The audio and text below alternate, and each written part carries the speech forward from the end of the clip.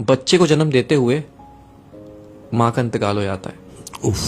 लेकिन शौहर को उसकी बीवी की नसीहत याद होती है कि इस बच्चे का ख्याल रखने। देखते ही देखते बच्चा वो 3 साल का हो जाता है।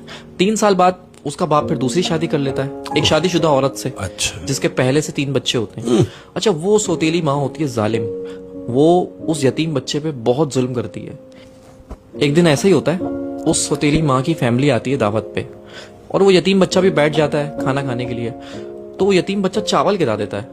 तो उसकी सौतेली माँ उसको उठाती है, उसको 2 थप्पड़ मारती है और फिर उसकी चावल की प्लेट के साथ उसको बालकनी में बिठा देती है, सर्दियों की रातों में शीशा बंद करके, अपने बच्चों से हटा के। अब शौहर ऑफिस से आता है तो कहती है कि आप बैठे, मैं आपको खाना लगा देती हूँ। तो शौहर कहता है, भाई वो मेरे बच्चे, हमारे बच्चे कैसे हैं? वो कहती है, वो बच्चे सो गए।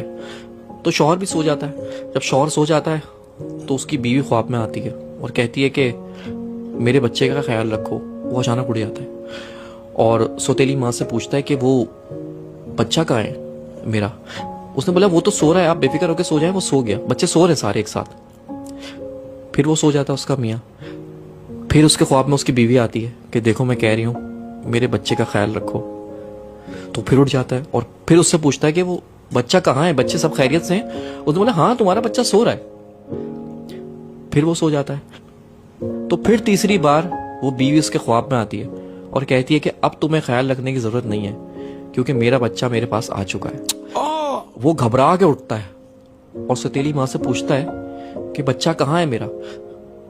जाके देखता है कमरे में तो वो तीनों बच्चे सो रहे होते हैं, लेकिन वो बच्चा नहीं होता जो उसका सगा है। वो उसको पर याद आता है उसकी माँ को कि मैंने तो उसको बालकनी में बंद कर दिया था बाहर। हाँ।